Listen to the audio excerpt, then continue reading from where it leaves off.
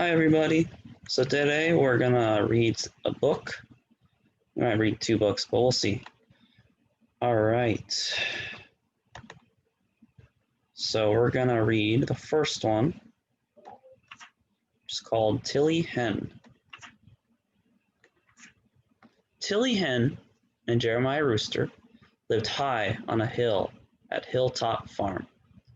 From the farm, you could see forever. It felt like you were living in the clouds. There's Tilly.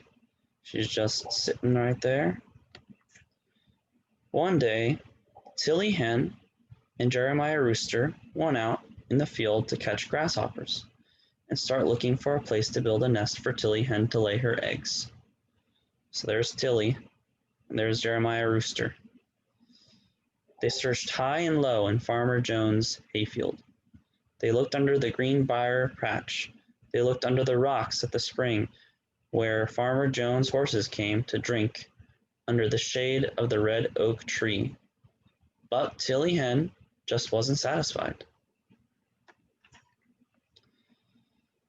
It was almost dark, and Tilly Hen and Jeremiah started back to the chicken house. They walked briskly along the path Farmer Jones' house used to go to the spring for cool water. Tilly Hen pulled her lavender shawl up around her neck to ward off the cool evening air. Tilly and Jeremiah were just clucking softly to each other in chicken talk when they rounded the corner of Farmer Jones' garden. So here's Tilly and Jeremiah. They're looking around. All at once, Jeremiah Rooster said, "Look, under the grapevine, in the corner of Farmer Jones' garden. Wouldn't that make a good place to build a nest?" Tilly Hen strolled over under the grapevine, clucked softly, and searched every corner. Then she found just the right spot, way in the back, next to the corner post. So see, they're looking for a good spot for eggs. They're looking at this post here, this wooden post. All right. The next day, Tilly Hen and Jeremiah Rooster were up to the crack of dawn to start building a nest to raise baby chicks. Farmer Jones' wife came to feed the chickens and thought it strange that Tilly Hen and Jeremiah Rooster hadn't waited to eat their corn before going to catch grasshoppers. But she went on with her chores and thought no more about it. Tilly Hen and Jeremiah Rooster worked hard all day, carrying straw and other necessary items to make just the perfect nest for Tilly Hen to lay her eggs in. So there they go. They're going along the way, looking for grasshoppers. I guess that's partly what they eat too. All right. Finally, just at dusk, Jeremiah Rooster flew up on the corner post at the garden's edge, surrounded by grapevines, and crowed the loudest and longest that he had ever crowed in celebration of Tilly Hen's and his new nest. Here's Jeremiah Rooster. He's crowing. All right. Late the next afternoon, Tilly Hen and Jeremiah Rooster were resting in the shade of the red oak tree down by the spring when Tilly Hen said, "I'm going to our new nest and lay our first egg for our new family." Jeremiah Rooster was busting at the seams of his vest as he strolled through hayfields as Tilly Hen slowly walked up the hill towards the nest under the grapevine at the corner of Farmer Jones' garden. That evening, Tilly Hen and Jeremiah Rooster sat very close to each other in the chicken house, clucking softly and thinking of their new family. So there they are. There's Tilly. So they're still thinking about making a family and building a nest. All right. Oh, and did you see the fox here? The fox is right here. I wonder if that's a foreshadowing for later. Might happen. We might see a fox later. All right. For the next 5 days, Tilly Hen and Jeremiah Rooster left early in the afternoon to go to the grapevine in the corner of the garden to check her nest and lay a new egg. Tilly Hen decided that 5 small bantam eggs were just about all she could cover to keep them warm enough for the next 21 days while the baby chicks were preparing to hatch. She began staying very close to the nest, only leaving for a short while to catch grasshoppers in the hot afternoon of the summer. So there she is, guarding her eggs, making sure they're protected. Oh, there's that fox again. Let's see what happens. About 2 o'clock in the morning, 4 days before Tilly Hen's chicks were supposed to hatch, Tilly Hen heard an unusual rattling of the leaves and sniffing around near the grapevine. Tilly Hen became very nervous, but she sat very still and hardly breathed. What could be causing these unusual heavy footsteps crushing leaves and shaking the grapevine? Well, it's obviously that fox there. All right, let's see. The noise seemed to be coming under the grapevine, and Tilly Hen was shaking until she could hardly sit on her eggs. She couldn't run. This would be a dead giveaway that her nest was in the back of the grapevine by the post. It was pitch dark. Tilly Hen couldn't make out any form or tell exactly where the noise was coming from. The grapevine was shaking so much. All of a sudden, something grabbed Tilly Hen and gave her a terrible shaking. Feathers were flying. Tilly Hen's lavender shawl was flying through the air. Tilly was screaming for Jeremiah Rooster, but he was so far away, he just slept through the commotion. So there's the fox again. Here's Tilly Hen. We'll see what happens. Finally, after what seemed an hour, and with Tilly Hen's feathers scattered everywhere, Tilly Hen was able to get away from the red fox. That's good. She got away. There's the fox again. Here's the chicken. All right. Scampering through the grapevines that were so thick that the fox couldn't get to her, Tilly Hen was able to escape. She ran so fast that part of the time she was actually flying. When she arrived at the chicken house, Tilly Hen was so tired and excited she couldn't tell Jeremiah Rooster what had happened. Here's Jeremiah Rooster. Here's Tilly Hen. Several days later, Tilly Hen and Jeremiah Rooster sat on the roost pole in the chicken house, clucking softly. Tilly Hen had a great idea. Jeremiah Rooster hadn't seen Tilly Hen so excited for many days. He couldn't believe what he was seeing. Then Tilly Hen began to cluck softly and telling Jeremiah Rooster about her new idea. Jeremiah Rooster got so excited he jumped up on the roost pole and started crowing like he hadn't crowed since the day on the garden fence post when he and Tilly Hen had finished the nest under the grapevine. Then Jeremiah Rooster and Tilly Hen ran out and started gathering straw and other materials to build a new nest in an old car tire that Farmer Jones had hanging against the wall in the chicken house. Tilly Hen couldn't believe she hadn't thought of that idea in the first place. The tire was the perfect place for a small bantam hen to fit in and to lay her eggs.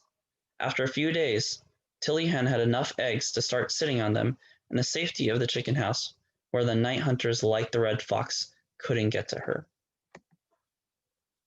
Oh, her eggs hatched. Here's her chicks. There's 4 of them. There's Tilly. And that's it. All right. We'll do one more. Here we go. The Atrocious Fairy Tale.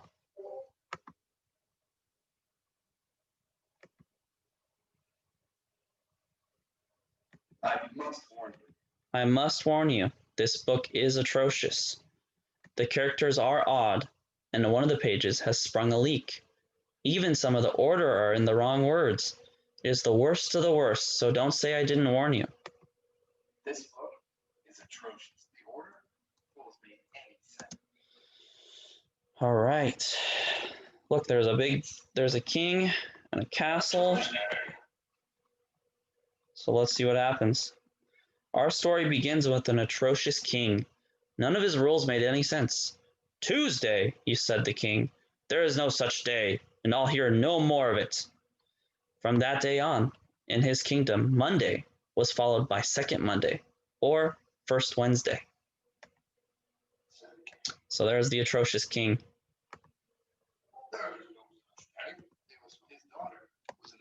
His daughter was an atrocious princess. She was not fancy and polite, like most princesses, despite taking princess lessons each day. She never brushed her hair, she smelled a month-old bananas, and she was very devious. She even set traps inside this story. See, that's probably a trap right there. The alligator, probably a trap. Atrocious princess lessons, and she was bit. One day, the princess went missing. In her place, there was a note that read, "I've taken the princess. You me, catch, never will." After reading the note twice, the king commanded the greatest hero in the land to find his daughter. The princess went missing. In her place, his daughter, this hero. He was awful. The greatest hero in the land happened to be an atrocious hero. He was often too frightened to leave his home and got scared by butterflies. However, he had once defeated 2 caterpillars and a moth in a single battle, and this made him the greatest of all the heroes in the land.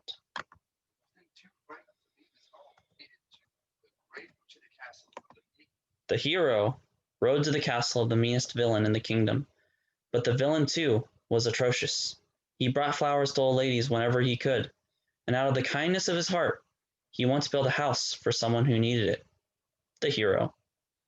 So look at this villain. I don't think he's much of a villain, which is the funny thing, because he brought flowers to old ladies and built a house for people, and that's out of the goodness of his heart. He doesn't sound like a mean villain. Meanest villain in the kingdom. But here's his castle. Looks pretty cool. Villain too was atrocious. The hero stormed the gate and charged into the dungeon of the villain's castle. "Surrender the princess," he yelled while shaking in his armor. "I don't have a princess," said the villain. "I used this dungeon to bake cookies. But watch your step, because there's a leak." See, there's a leak right there. It's getting all wet too, so he's got to clean it up.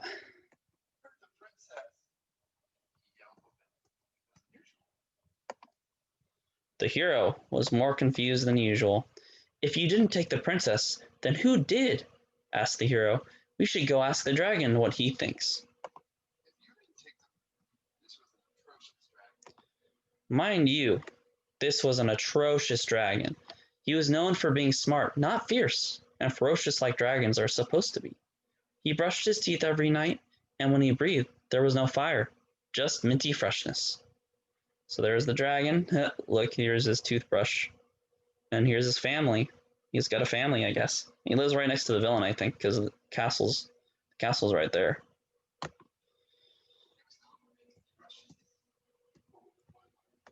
The dragon was very upset when they found him. "Someone's stolen my gold, and they left this note in its place," he cried. It read, "Your gold is with the princess. Mine, it is now."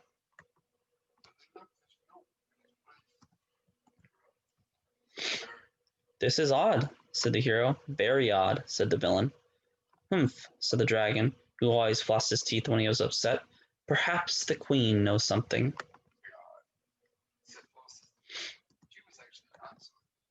The queen was running around the castle when they arrived. She was actually not so atrocious. She hired the royal scribes. "My treasures are missing," she cried. "My books and jewels and fine silk. Someone has taken them and left this atrocious note. It read, 'Your treasure is mine. Don't try to bother find it.'"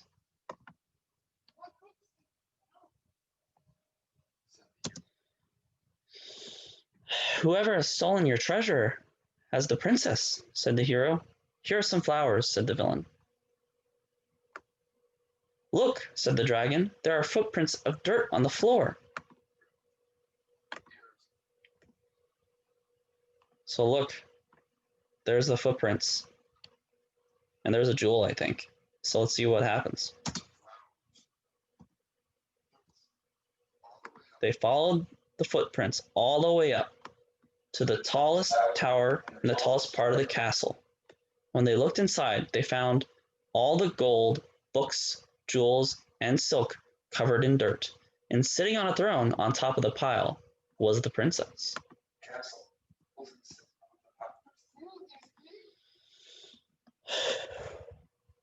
"Why did you steal these things?" asked the queen. I didn't want to go to my writing lessons, said the princess. Who needs it? You do, said the queen. The villain, knight, and dragon all agreed. And go to her lesson. The princess had to return what she had stolen, apologize, and go to her lessons 6 days a week. She was an atrocious student when they began, but she got better each day. 6 days a week. Yeah. The villain developed. It took the dragon hours to brush all the dirt off his coins. The villain developed a taste for soggy cookies and baked them all the time. Thanks for silent cookies. And bake them all the time. See, there's his cookies that he's baking.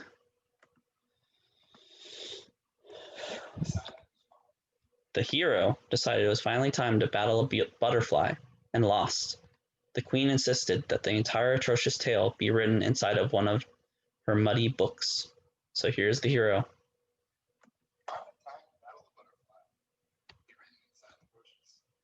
I warned you, this book was atrocious, and now it is over. Perhaps one day you could write a better one. All right, guys. Thanks for sticking with me and reading the book. Hope you guys have a great day. Thanks for watching. See ya.